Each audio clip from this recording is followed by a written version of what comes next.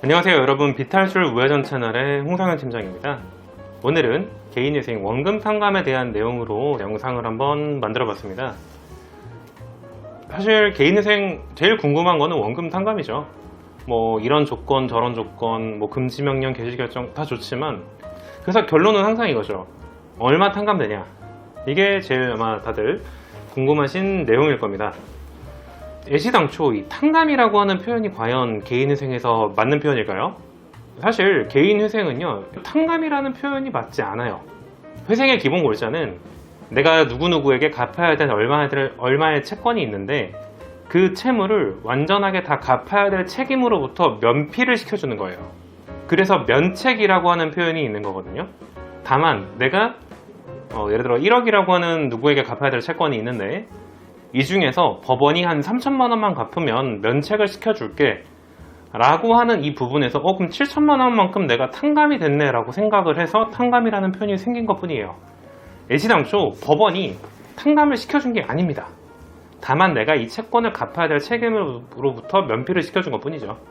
자, 그러면 이 탕감은 최대 몇 프로까지 가능할까요? 저희 사무실에서 역대 최고로 가장 탕감이 많이 됐던 경우는 원금이 97%까지 탕감이 된 적도 있어요. 원금의 3%만 변제하고 끝난 거죠. 물론 이 정도의 사건은 저희 사무실 통틀어서도 한 건 정도밖에 없을 정도로 거의 없어요.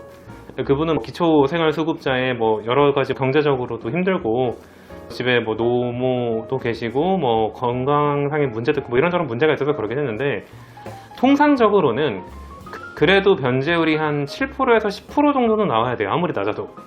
이건 여러 가지 이유가 있는데, 우선 심사의 편의를 위해서 그런 것도 있습니다. 말이 좋아 뭐 7%, 10% 이렇게 되는 건데, 만약에 채무가 적은 사람이 변제율이 10%다. 그럴 경우 개인회생의 월 변제금이 2만원, 3만원이 될 수도 있는 경우가 있어요. 자, 이게 회생을 하는 이 법원 입장에서도, 회생을 하는데 월 변제금이 3만원씩 그렇게 3년 내서 뭐 한 60만원, 70만원 내고 끝낸다고? 이게 일단 숫자상으로 조금 그래요. 사실 월에 10만원은 그럼 뭐 대단히 많이 내는 거냐라고 할 수 있는데, 월에 10만원과 월에 한 2, 3만원이 주는 이제 그 숫자에서 오는 이상한 괴리감 같은 게 있거든요. 그래서 이런 것들도 그렇고, 무엇보다 너무 금액이 낮으면 가장 큰 문제가 채권자들에게 배당 들어갈 금액을 계산하기가 어려워요. 애시당초 내 변제금이 얼마가 나왔다라고 해서 그걸 법원에 내면은 법원이 그걸 채권자들에게 배당을 해주는 건데, 월 변제금이 3만원이다 그러면은, 예를 들어 채권자가 한 10명이다 그러면은 채권사들한테 3만원을 쪼개서 뭐 몇천 원씩 이체를 해줘야 되는데, 이거는 사실 회생에 송달료가 더 들어가는 사건이 돼버리기 때문에 이 정도의 사건은 좀 진행되기가 어렵다고 보셔야 되고요. 통상적으로는 이제 최대 탕감은 물론 뭐 3% 변제하는 것도 가능하긴 하지만, 보통은 뭐 한 90에서 93% 정도 탕감이 좀 대체적으로 가장 큰 폭의 탕감이라고 생각하시면 될 것 같습니다.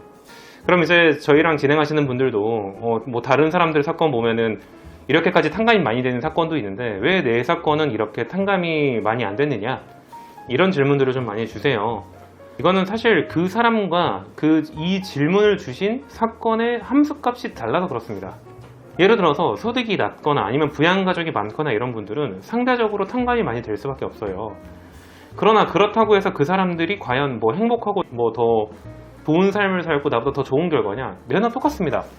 자, 보세요. 소득이 적어서 변제금을 적게 내는 사람이나 소득이 많아서 변제금을 많이 내는 사람이나, 결과적으로 모두가 다 쓸 수 있는 최저생계비는 124만원으로 정해져 있잖아요.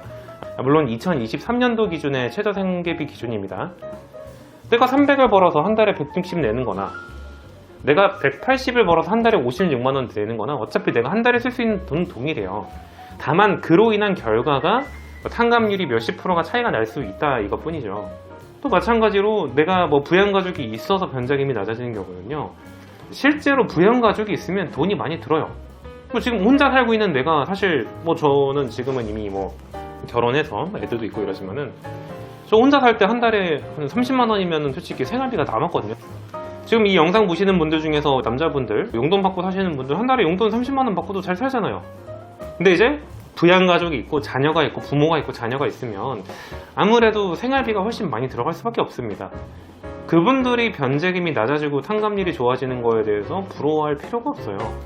그 사람 나보다 훨씬 더 괴롭고 힘듭니다. 그래서 탕감이라고 하는 것은 일단은 기본적으로는 당연히 생계비 기준으로 책정이 되기 때문에 누군가의 탕감은 좋고 나는 탕감이 안 좋다, 이 부분은 어디까지나 다 생계비로 인해서 정해지는 거다, 이렇게 생각하시면 되겠습니다. 또한 다른 탕감의 사유로서는 앞전 영상들에서도 여러 번 보여드렸는데요. 주식이나 코인이나 도박 같은 이런 사행성 거래가 있으신 분들은 아무리 부양가족이 많거나 소득이 낮아도 변제금이 높을 수밖에 없어요. 한마디로 탕감률이 떨어질 수밖에 없습니다.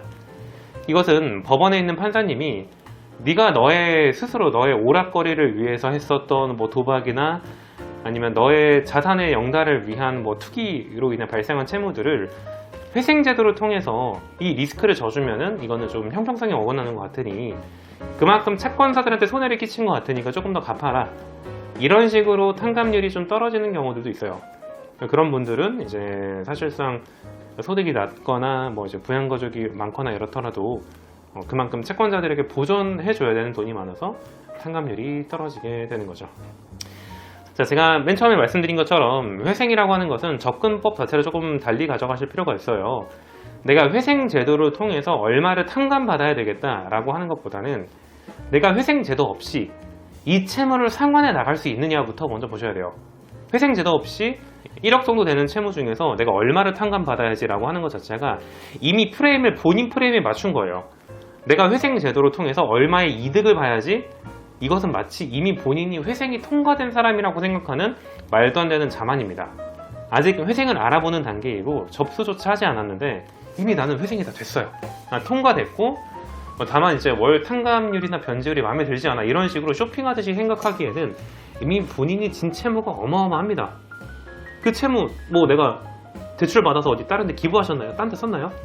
내가 쓴 돈이고 이것을 회생 제도 없이 변제해 나간다라고 하는 것을 현실적으로 가능한지 보고 탕감받은 거에 대해서는 그 결과에만이라도 일단은 회생이 통과됐다는 사실만이라도 감사히 여겨야 되는 부분이 있다라고 보시면 되겠습니다.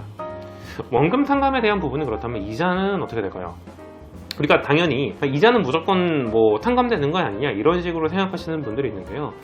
회생은 원래 원리금 전액 변제입니다. 나의 소득이 가능한 부분이 있다라고 하면은, 예를 들어 내가 빌린 원금이 1억이고 연체가 좀 길어져가지고 이자가 2억 쌓였다. 그럼 내 총채무는 3억이에요.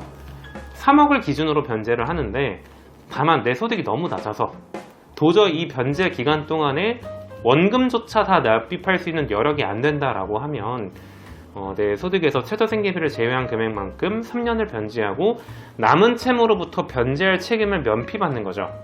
처음에 말씀드린 탕감이 아니라 면책으로 접근해야 된다는 그 부분.